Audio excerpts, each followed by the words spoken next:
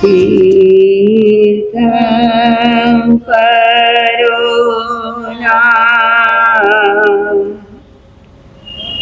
મુખકમલથી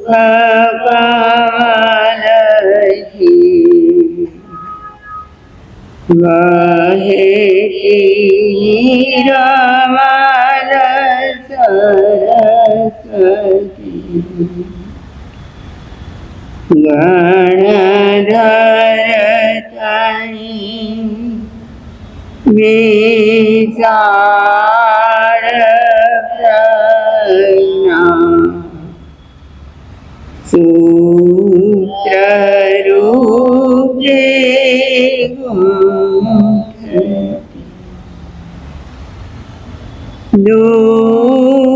દુઃખી અને પાપી કણા દુઃખ પાપને નિવારતી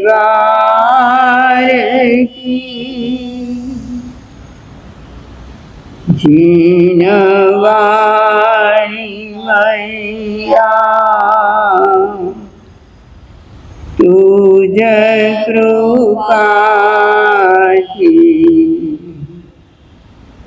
થાય મુંજની રમલમતી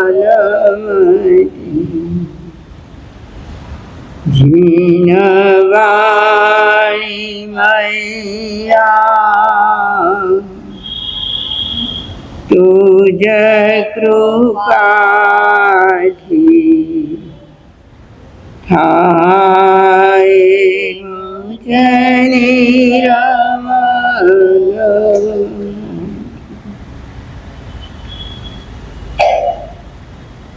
અનંત જ્ઞાની અનંત દર્શની ત્રિલોકીના તીર્થંકર પરમાત્મા શ્રમણ ભગવાન મહાવીર સ્વામીના શ્રી ચરણોમાં આપણી સૌની ભાવના. મારા તમારા અનંત અનંત ઉપકારી સર્વ ગુરુ ભગવંતોના શ્રી ચરણોમાં આપણી સૌની ભાવના. ગુરુની માયા પૂજ્યવરા મુક્ત લીલંબાઈ મહાસતીજીના શ્રી ચરણોમાં આપણી સૌની ભાવના. અનંત જ્ઞાની પરમાત્મા જગતના સર્વ આત્માઓને ધર્મ માર્ગે લાવવા માટેના પ્રયાસ કરી રહ્યા છે. મારો તમારો આત્મા અનાદિકાળથી અધર્મ, અનાચાર, પાપાચાર, દુરાચારના માર્ગે ચાલી રહ્યો છે. જે ભાવમાં ગયો, જે ગતિમાં ગયો, જે જાતિમાં ઉત્પન્ન થયો, ત્યાં એમના પાપ વધારે થયા હશે કે પુણ્ય વધારે થયા હશે? પાપ વધારે થયા હોય. એટલું જ નહીં, ધર્મ વધારે થયો કે અધર્મ વધારે થયો? માત્ર આ જન્મની જ વાત કરીએ તો આપણને યાદ પણ હોય, આપણું બચપન યાદ હોય, અમુક વર્ષે આમ કર્યું એવું બધું જ યાદ હોય. અને આજકાલ તો બર્થડેના દિવસે લોકો એકબીજાની પૂછતા પણ હોય છે. મને તો એમના શબ્દો બહુ યાદ નથી કે તમારે આજ પછી તમારે શું કરવું છે, શું કહો એને. દરેક વ્યક્તિ પોતાનો એક ક્યાસ કાઢીને નક્કી કરી લે કે મારે આવું બનવું છે, પેલું બનવું છે, આ કાર્ય કરવું છે. મને નહીં સમજાય. હા, તો એવું બર્થડેમાં કે પોતાના મેરેજ પાર્ટીમાં કે ગમે ત્યારે લોકો એવું નક્કી કરે કે મારે આ બનવું છે. મારે આ કાર્ય કરવું છે, મારો ધ્યેય આ છે કે મારું લક્ષ્ય આ છે. હા, એ બધા લક્ષ્ય અથવા એ બધા ધ્યેય ભૌતિકતાના માર્ગના હશે કે ધર્મના માર્ગના. હે, જેણે જે પોતાની ઈચ્છા વ્યક્ત કરી હોય એ ઈચ્છાને આપણે મૂલવીએ તો ખબર પડે કે કયા માર્ગની ઈચ્છા હશે. હે, ભૌતિકતાના માર્ગે હું આ બની જાઉં, મારે આવા શ્રીમંત બનવું છે, આવો ઉદ્યોગપતિ બનવું છે, અથવા ડોક્ટર બનવું છે કે વકીલ બનવું છે કે જે પણ હોય, પરંતુ કોઈએ એવું ધ્યેય નક્કી કર્યું ખરું કે મારે સાધુ બનવું છે? આગળના બધા પદ જવા દો. હે, ઉપાધ્યાય, આચાર્ય, કેવડી ભગવંતો, અરિહંતો બનવાની વાત તો બહુ જ આગળની છે, પણ કોઈએ એવું નક્કી કરી લીધું છે કે આજે નહીં તો કાલે હે શું બનવું છે? બનવું છે. હે, તો એવું ધ્યેય તો નક્કી કરો. હે, હા, ઘણા કહેશે કે અમારે સંથારો કરવો છે અને દીક્ષા લઈને સંથારો કરવો છે. વાહ વાહ, ભાવના તો બહુ ઉત્તમ છે, પણ આવી ભાવનાને પણ સતત સતત સતત વાગોળવી પડે. શું કરવું પડે? એનું સતત ચિંતન હોવું જોઈએ કે ભલે હું આ કરી લઉં છું, કરવા માટે કરું છું, વ્યવહાર માટે કરું છું, સંસારી સંબંધીઓને સારું લાગે એટલા માટે કરું છું, પણ મારા અંતઃકરણમાં આ બધું કરવાનો ભાવ નથી. એવું જાગે છે ખરું? હે, કે હોશે હોશે કરું છું? હે, લાગે છે. બહુ સારી વાત છે. કહેવાનો આશય એ છે કે ધ્યેય તો નક્કી કરવું જ પડે. અગર ધ્યેય નક્કી કર્યા વિના કોઈ વ્યક્તિ વિચારે કે મારે જવું છે દાદર અને ટ્રેન પકડે થાણાની, દાદર આવશે કે નહીં આવે?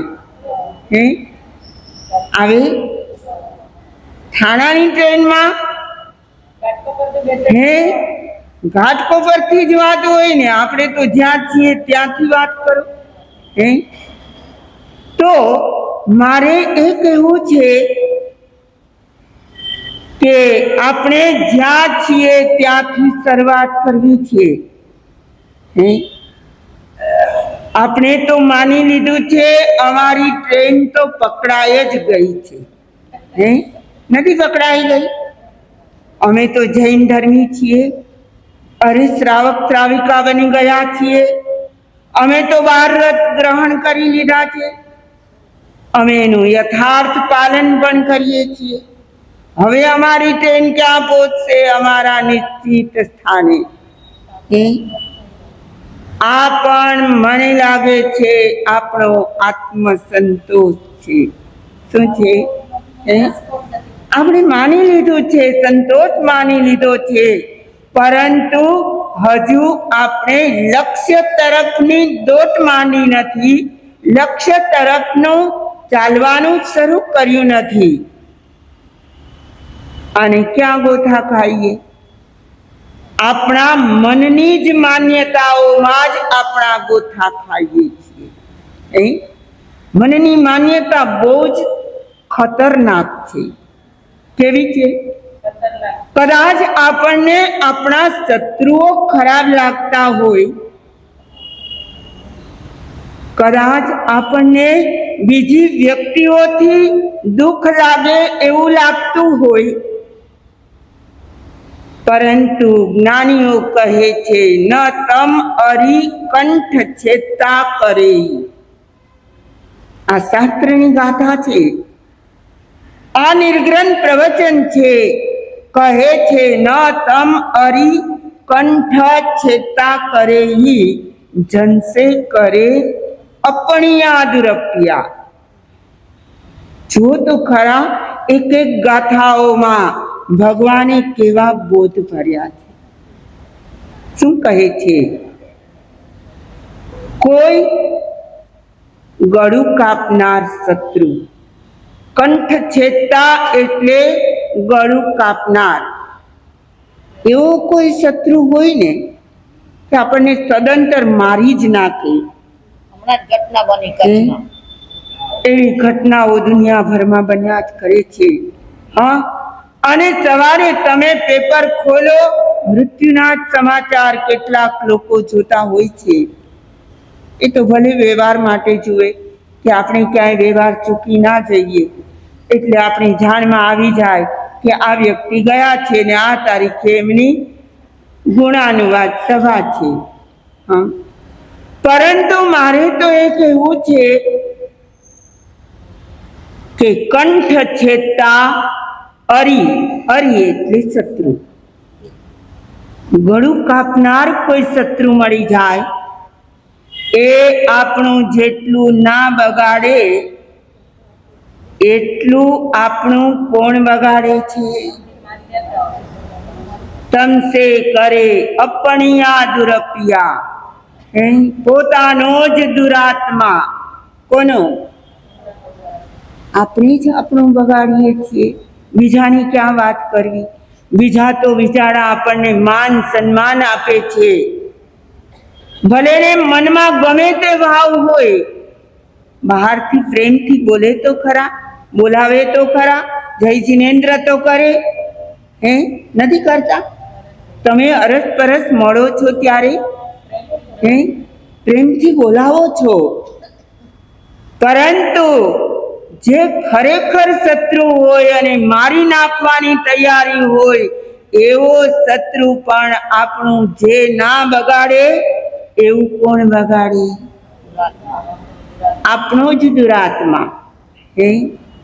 જ્ઞાનીઓ કહે છે જો આ દુરાત્મા આપણું બગાડી જ રહ્યો હોય તો એ દુરાત્માને સુધારવો એ આપણી ફરજમાં આવે કે નહીં? અને એ જ આત્મા આપણને મોક્ષે પણ પહોંચાડે. આત્મામાં બધી જ તાકાત છે, પરંતુ આત્માની જ વિકૃતિઓ, આત્માની જ વિભાવ પર્યાયો એને વશ થઈ જાય અને એના કારણે એ રાગ પણ કરે, એ દ્વેષ પણ કરે, ઈર્ષા પણ કરે, અદેખાઈ પણ કરે, માયા કપટ પણ કરે. આપણે પૂર્વાર્ધથી હવે ઉત્તરાર્ધમાં આવ્યા છીએ. જીવનના પણ પૂર્વાર્ધથી ક્યાં આવી ગયા? ઉત્તરાર્ધમાં બધા જ લગભગ અહીં બેઠેલા મારાથી માંડીને બધા જ ક્યાં આવી ગયા છે? 50 જેમણે વટાવ્યા ક્યાં આવી ગયા? હવે શું કરશું? પૂર્વાર્ધ તો ગયો તે ગયો. ગઈ તિથિ તો બ્રાહ્મણો પણ વાંચતા નથી. મનસુખભાઈ, ગઈ તિથિ એને બ્રાહ્મણો પણ ન વાંચે. કઈ તિથિઓને વાંચે? તમે કોઈની પાસે તિથિ કઢાવવા જાઓ કે અમારે આ સારું કાર્ય કરવું છે, તો તમને ભવિષ્યની તિથિઓ આપે કે ભૂતકાળની આપે? ભવિષ્યની જ આપે ને. આવતા અઠવાડિયે આમ કરો, આવતા પખવાડિયે કરો, આ તારીખ સારી છે, પેલી તારીખ સારી છે. એ બધી ક્યારની હોય? ભવિષ્યની જ વાતો હોય. તો આપણે પણ આપણા પૂર્વાર્ધમાં જે કર્યું એની તો આલોચના, ક્ષમાપના, નિંદા, ગરહા, પ્રતિક્રમણ એ બધાથી આપણે એનું શુદ્ધિકરણ કરવાનું હોય, બરાબર. પરંતુ હવે શું કરવું એના માટેનું કોઈ શુદ્ધિકરણ ભગવાને બતાવ્યું. હવે શું કરવું એના માટે મનને સ્વચ્છ રાખવું. શું કરવાનું? મનને સ્વચ્છ રાખવાનું. મન, વચન અને કાયા જે 3 યોગો છે એ ત્રણેય સમાન ચાલે કે અલગ અલગ જગ્યાએ ચાલે? ચલાવવા જોઈએ એક જગ્યાએ, ચાલે જુદા. વિચારી લેજો. આપણને બધાને મન મળ્યું, આપણને બધાને વચન મળ્યું, આપણને કાયા પણ મળી. આપણા ત્રણેય યોગો એક જ રસ્તે ચાલે કે અનેક અલગ અલગ રસ્તે ચાલે? અને ત્યાં જ કોન્ટ્રાસ્ટ ઊભો થાય છે, વિરોધાભાસ જાગે છે. એક સામાન્ય વાત કરું ને બહેનોના તો અનુભવની વાત છે. એક સોયમાં તમારે માત્ર દોરો પરોવવો છે. સમજી ગયા બહેનો? પરોવો છો હવે? હા, ક્યારેક ક્યારેક એવો અવસર આવે, પ્રાય કરીને 100 દોરા તો લગભગ ઘરમાંથી જતા રહ્યા છે. પણ તે છતાંય કોઈકને અનુભવ તો બધાને હશે અનુભવ હોય કે સોયમાં દોરો પરોવો છે અને જે દોરો છે એનો છેડો એના વળ ઉખડી ગયા હોય. કોઈ પણ દોરો સિંગલ ના હોય, એ વણેલો હોય, પછી મશીનથી હોય કે હાથથી વણેલો હોય. હા, અને જ્યારે સોયમાં પરોવો છે ત્યારે એનો વળ જરાક છેડાથી ઉખડી ગયો હોય તો એનો શું કરે ખબર છે? બધા આમ કરવામાં જાણે જમવાનું મળ્યું હોય. એનું કરે, શું કરે? એક કરે. મોઢામાં નાખે અને ફરી પાછો એને જરા એક કરવાનો પ્રયાસ કરે. પછી શું કરે? પછી પેલા સોયના હોલમાં નાખવાનો પ્રયાસ કરે તો બનવા જોગ છે એ દોરો પરોવાઈ જાય. વાત તો આટલી જ છે. આવા જ છે 3 યોગો. દોરામાં પ્રાય 3 તંતુઓ અલગ અલગ હોય. કાપૂસમાંથી બનેલા હોય. તો આવા જ છે મારા તમારા બધાના મન, વચન, કાયા.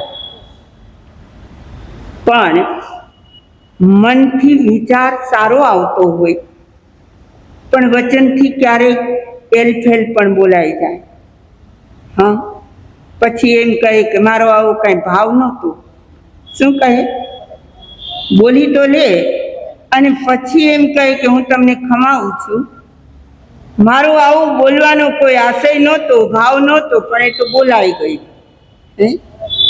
એટલે મન જુદું ચાલે, મનમાં ભાવ જુદા, વચનથી બોલવાનું જુદું, અને કાયા પણ વળી એનાથી આગળ ચાલે. તો રામાયણકાર તો કહે છે કે મહાત્મા અને દુરાત્મા કોને કહેવા? કોને કહેવા? મનસી એકમ વચસી એકમ કાયાવેકમ મહાત્મનામ. મનસી અન્યત વચસી અન્યત કાયાવન્યત દુરાત્મનામ. આપણો આત્મા છે એને આપણે કેવો બનાવવો ને એ આપણા જ હાથની વાત છે. બેનો, બહુ સમજવા જેવી આ વાતો છે, સાવ સરળ વાતો છે. અને સાંભળી લીધા પછી ફરી પાછા આપણે જૈસે તેમ થઈ જઈએ છીએ. રામાયણકાર તો કહે છે જેના મન, વચન અને કાયા એક સરખા જ હોય એ મહાત્મા, અને જેના જુદા જુદા પ્રવર્તે એ દુરાત્મા. કેવા બનવું છે આપણે? હે, આજ પર્યંત કેવા બનીને રહ્યા અને હવે કેવા બનવું છે? કંઈક તો આપણા જીવનનો એમ હોવો જોઈએ, લક્ષ્ય હોવું જોઈએ, કંઈક તો ધ્યેય હોવું જોઈએ. એ ધ્યેય બન્યા વિના આપણે એ ધ્યેય સુધી પહોંચી શકીએ ખરા? હા, બધા કહી તો દે કે અમારે પણ ક્યાં જવું છે? આહા, જ્યોતમાં જ્યોત ભેળવવી છે. કોની જ્યોતમાં? હે, સિદ્ધ ભગવાનની અનંતી જ્યોત જાગી છે. એ જ્યોતમાં અમારી જ્યોત પણ ભળી જાય. હે, બને એવું નથી, કઈ ન બને. હા, હે, નિમિત્તમાં ભળી જઈએ છીએ. જ્યોતમાં જ્યોત ભેળવતા પહેલા નિમિત્તમાં ભળવાનું બંધ કરીએ. શું કરીએ? હે, અને નિમિત્તમાં ભળીએ એટલે આપણો આત્મા દુરાત્મા બની જ જાય. તો જ્ઞાનીઓ કહે છે 3 યોગ મળ્યા છે. આપણે એના જ દ્વારા ભવ ભવાંતરથી આ સંસારમાં પરિભ્રમણ કરી રહ્યા છીએ. ક્યારે અટકશું? હે, ક્યારે અટકશું? એ દિલથી થવું જોઈએ. અને જો અટકવાનો ખરેખર ભાવ હોય તો જેવું મનમાં હોય ને એવું જ વચનથી બોલવું અને એવું જ કાયાથી કરવું. આટલું જ કરવાનું છે. પણ આપણે એમાં જ ખટ્ટા ખાઈએ છીએ. હા, એમાં જ રખડી જઈએ છીએ. બોલવાનું જુદું અને કરવાનું જુદું. આવી જ રીતે જો વ્યક્તિ સતત એ વિચારે કે હું શું વિચારું છું અને શું કરું છું, લોકોને કેવું બતાવું છું, મારું આંતરિક સ્વરૂપ કેવું છે અને બાહ્ય સ્વરૂપ કેવું છે. આચારાંગ સૂત્રમાં એક નાનકડું સૂત્ર છે, જહા અંતો તહા બાહ્ય. છે કયામાં બીજું? જેવા અંદર છો એવા તમે બહાર દેખાવ. પણ આપણામાં દેખાવાનું જુદું હોય, કરવાનું જુદું હોય. જો આવો જ આપણો ભાવ રહેશે તો પછી સિદ્ધની જ્યોતમાં આપણી જ્યોત ક્યારે મળશે? હે, જ્ઞાનીઓ મને તમને લાલ બત્તી ધરીને કહે છે, મનુષ્ય અવતાર એ સર્વાંગ સુંદર અવતાર છે. 5 ઇન્દ્રિયો વિચારવા માટે, મન મગજ, હા, અને એ પ્રમાણે કરવા માટે અંદરના ભાવો માત્ર ભેળવવાના છે. જો આપણા એવા જ ભાવો વળી જાય, હવે આપણે વિચારીએ કે સંવત્સરી ગઈ, આપણે આલોચના કરી, તે દિવસ તો એવો મહાન હોય, આખી આલોચના પૂર્ણ કરવાની હોય, એટલે આલોચનાના સૂત્રને પણ માત્ર બોલી ગયા હોઈએ. એમાં તો કેવા મજાના ભાવો છે. આલોચનાથી લાભ શું થાય? તો કહ્યું છે કે માયા, નિદાન, મિથ્યા દર્શન, શલ્ય ત્રણેયનો નાશ થઈ જાય. હા, શું નાશ થાય? હા, કદાચ અર્થ પણ જાણી લીધો, પણ એનો ભાવાર્થ એ માયા આપણામાં છે કે નહીં એવી વિચારણા આપણે શાંતિથી ક્યારેય કરી કે નહીં. માયાનો ભાવ ખરો આપણામાં હોય કે નહીં? આપણે જેવા જ અંદર છીએ એવા જ બહાર દેખાઈએ. તો આપણે દુનિયાની દ્રષ્ટિમાં નીચા ઉતરી જઈએ. એટલા માટે આપણે શું કરીએ? બહાર તો બન્યા રહીએ. કોઈને ખબર પણ શું પડે કે મેં આવા પાપો કર્યા છે? હે? કોઈ પોતાનું પાપ પ્રગટ ના કરે અને જેવા અંદર ભાવો છે એ જ ભાવો પ્રગટ કરી દે તો દુનિયાના લોકો એને પ્રેમથી માને નહીં. એમને એ હળધૂત કરી નાખે કે આવો પાપી છે. પણ આપણે અંદર છીએ એ બીજાને ક્યાં બતાવવું છે? એટલે કરીએ જ જાઓ, પાપો કરીએ જ જાઓ અને કરતા કરતા કરતા જીવ એવો ભારે કર્મી બની જશે કે પછી નીચે જાય કે ઉપર જાય? ભારે વસ્તુ ક્યાં જાય? ભારે વસ્તુ હંમેશા નીચે જાય છે. આપણે વાત કરીએ છીએ કે આલોચના કરી અને અંદરમાં માયા રહી ગઈ. વિચારી લેજો, બધાએ આલોચના કરી, માયા કપટ ગયું ખરું? હે? અરે ગયું હોય કે ના ગયું હોય, અમે તમને કેમ બતાવીએ કે હજી અમારામાં માયા છે? બતાવે કોઈ? કોઈને બતાવવું નથી. હું મારી વાત કરું કે તમે તમારી વાત કરો. સૌને ગુપ્ત રાખવું છે અને એ પણ પાપ ગુપ્ત રાખવું છે. પુણ્ય કર્યું તો ધજા પતાકા હોય એની તો ના હોય. તમે કદાચ 1,00,000 2 લાખ રૂપિયા દાનમાં દીધા, પુણ્ય કાર્ય કર્યું, તો તમે નામ વંચાવો કે ના વંચાવો? મેં તો એકને બદલે બિપિનભાઈ 2 લાખ આપ્યા છે.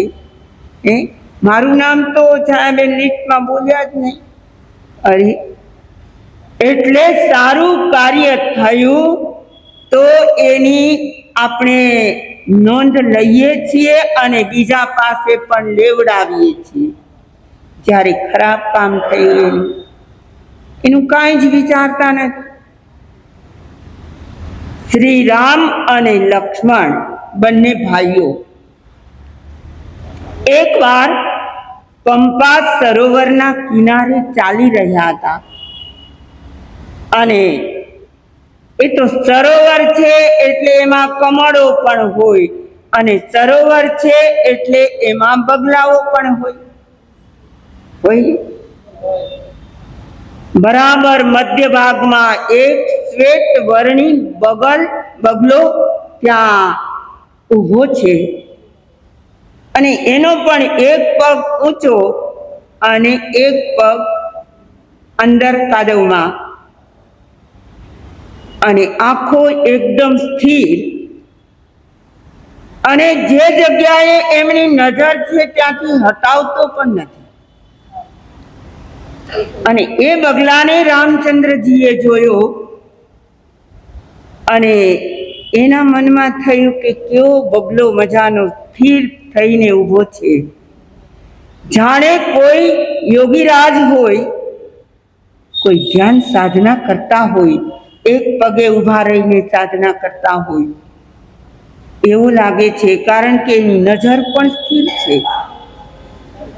અને લક્ષ્મણજીને કહે છે, પશ્ય લક્ષ્મણ પંપાયા બકહ પરમ ધાર્મિક શનૈ શનૈ પદમ તત્તે જીવે સુવધ સંકયા. જેમ કોઈ યોગીરાજ ચાલતા હોય, કોઈ સંત મહાત્મા ચાલતા હોય, એના પગ નીચે કોઈ જીવજંતુ આવી ન જાય એટલા માટે શું કરે?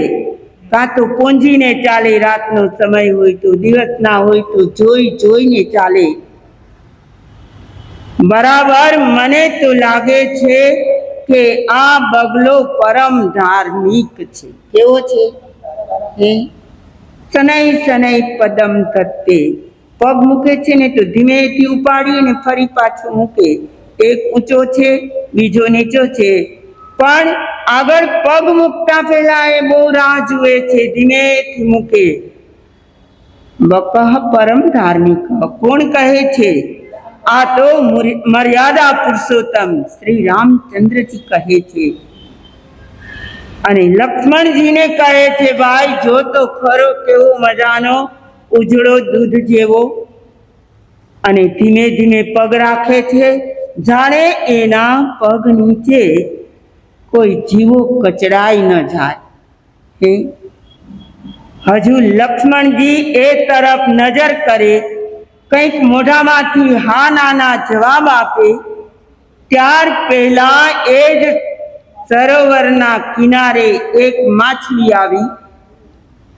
માછલીએ સરોવરમાંથી મોઢું બહાર કાઢ્યું અને એને થયું કે આ રામચંદ્રજી બગલાના વખાણ કરે છે. કેવો કહે છે? ધાર્મિક કહે છે, પણ એને હું સત્ય કહી દઉં કે આ બગલો છે કેવો. બકહ કિમ વર્ણિતે રામ તેનાહમ નિસ્કુલીકૃતા. શું કહે છે? આગળ કહે છે, સહવાસી વિજાનાતિ ચરિત્રમ સહવાસીના. પેલી માછલી કહે છે કે રામ તમે તો ભોળા ભાળા છો, તમને શું ખબર પડે? બકહ કિમ વર્ણિતે રામ, હે રામ તમે બગલાની પ્રશંસા કેમ કરો છો? શું કહે છે? બગલાની પ્રશંસા કેમ કરો છો? એને તમે ધાર્મિક કહીને બોલાવો છો, પણ તેના હમ નિષ્કુલીકૃતા, આ બગલાએ મારા આખા કુળનો વિનાશ કર્યો છે. શું કર્યું છે?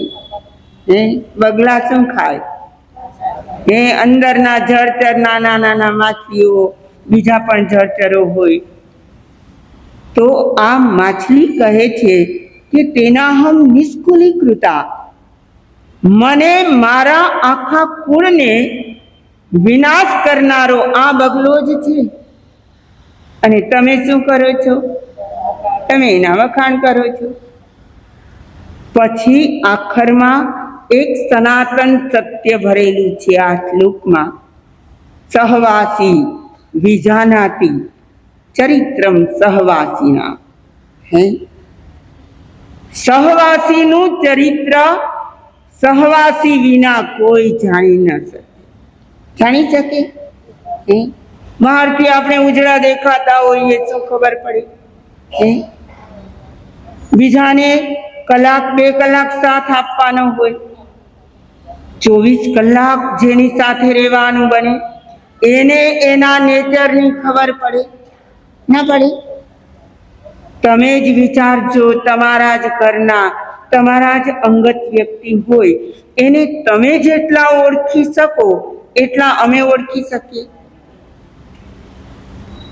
અમારે તમારી સાથે કેટલો સંયોગ થાય. હા, અમે પ્રવચનમાં બેઠા હોઈએ, વાંચણીમાં હોઈએ, શિબિરોમાં હોઈએ, એટલી વાર તમે આવો અને આ તો એક પરંપરા છે જૈન ધર્મની કે ગુરુજનો પ્રત્યે માનથી, વિનયથી, સન્માનથી નમતા નમતા રહેવાનું હોય. એટલે તમારા સાચા સ્વભાવને અમે જાણી શકીએ નહીં, અને અમારા સાચા સ્વભાવને તમે જાણી શકો નહીં. કોણ જાણે? સહવાસી. અમે અરસપરસ જાણી શકીએ. હા, અમે સાથે રહેતા હોય 3-5 જેટલા પણ, એ એકબીજાને જાણી શકે એટલા તમે જાણી શકો નહીં. સનાતન સત્ય છે આ શ્લોકમાં ભરેલું. સહવાસી વિજાનાતિ ચરિત્રમ સહવાસીના. સહવાસીઓનું ચરિત્ર એટલે એનું આખું જીવન કોણ જાણી શકે? સાથે રહેનારા જાણે. પેલી માછલી આપણને બોધ આપે છે. કોને? માત્ર રામચંદ્રજીને નહીં, આપણને પણ કહે છે કે આપણે પણ આખી દુનિયાના સંપર્કમાં હોઈએ, સાથે મળતા હોઈએ, બોલચાલની સંબંધો હોય, પણ એટલા માત્રથી કંઈ આપણે એ વ્યક્તિને ઓળખી ના શકીએ. અને હવે તો સમય એવો આવ્યો છે કે સહવાસી પણ સહવાસીને ઓળખી શકતા નથી. સમજી ગયા? આમાં તો ઘણી જ વાતો આવી ગઈ. તમે તમારા ઘરમાં જેટલા સભ્યો વસતા હો, તમારા ફેમિલીમાં જેટલા સભ્યો હોય, અવારનવાર તમારે મળવાનું થતું હોય, તમે કહેતા પણ હો કે અમારા તો ભાઈઓના બહુ રૂડા સંબંધો છે, સાચું બોલતા હો કે ખરેખર ખોટું બોલતા હો? વ્યવહાર માટે તો બોલવું પડે, વ્યવહાર તો સાચવવો જ પડે, અને એકબીજાને સારું લગાડવું પણ પડે. શું? પણ આવા ચહેરા અને મોહરા અલગ ક્યાં સુધી ચાલશે? ચહેરો અને મોહરો સમજો છો? ચહેરો તો આપણો ઓરિજિનલ છે, અને એમાં તો અંદરમાં જે ભાવ ભર્યા હશે ને એ બહાર આવ્યા વિના ન પણ રહે. પણ કોઈ મોહરા પહેરે. શું કરે? મોહરા એટલે તમે નાના બાળકના તો જુઓ છો, પેલા લગાડી દે, આમ પાછળ દોરી બાંધી દે, એને મોહરા કહેવાય. તો ચહેરા અને મોહરા બે અલગ અલગ ક્યાં સુધી ચાલે?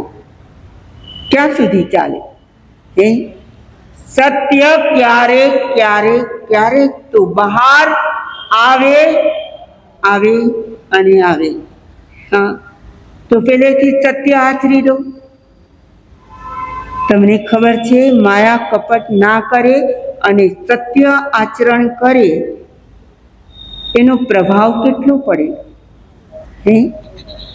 ગાંધીજીનો પ્રભાવ પડ્યો સત્યના કારણે. માયા કપટ કે કૂડ કપટ એમનામાં ના હતા, જેવું હતું તેવું બહાર. હા, તો જ્ઞાની કહે છે, આપણે આલોચના એ શબ્દને જ વિચારીએ તો, આલોચના કરી તો લીધી, એ પૂર્વાર્ધ થઈ ગયો. હવે ઉત્તરાર્ધમાં એના જ વિશે ચિંતવના કરીએ કે માયા આપણામાં છે કે નહીં છે. અને જો આપણે જેવા પાપો કર્યા હોય, જેવા કર્મો કર્યા હોય, એને સ્પષ્ટ ભાવે પ્રગટ કરી દઈએ તો આપણે પણ મોક્ષમાં જઈ શકીએ. આપણા જૈન દર્શનમાં રત્નાકર આચાર્યે શું કરીએ છીએ? પોતાના પાપોનો ઇકરાર, અને એ પણ એક વ્યક્તિ પાસે નહીં, એક ગુરુ પાસે નહીં. કોની પાસે કર્યો? સમસ્ત સમાજ સમક્ષ એમણે પોતાની આલોચનાને કાવ્યના રૂપમાં શું કરી દીધું? પ્રગટ કરીને કહ્યું, મારામાં આ પાપ છે, પેલા પાપ છે. બહુ સહેલી વાત નથી હોતી. આ રત્નાકર આચાર્ય રત્નાકર 25 રચી. રત્નાકર 25 ના માધ્યમથી આપણે આપણી જ આલોચના કરવાની. કોની? શાસ્ત્રની વાતો તો એની સાથે જોડાયેલી જ છે, નથી? કદાચ રત્નાકર આચાર્યે પોતાના અંતરનો એકરાર કર્યો હોય, આત્મનિરીક્ષણ કર્યું હોય, આંતરનિરીક્ષણ કર્યું હોય, તો પણ એમાં જૈન ધર્મનો સાર સમાયેલો હોય કે ના હોય? એમાં નિર્ગ્રંથ પ્રવચન પણ આવી જાય કે ના આવી જાય? એના કોટેશનો આગમના હોઈ શકે કે ના હોઈ શકે? આગમ જ ભર્યું છે, જીવંત આગમ. આવું છે રત્નાકર આચાર્યનું જીવન, મારું અને તમારું આત્મા પણ એમના જેવો બને, આપણા ચહેરા મોરા અલગ ના રહે, આપણે પણ સરળતાના ભાવે આપણા પાપોને કબૂલ કરી શકીએ તો આપણું પણ આત્મકલ્યાણ થાય. વિશેષ થાવું.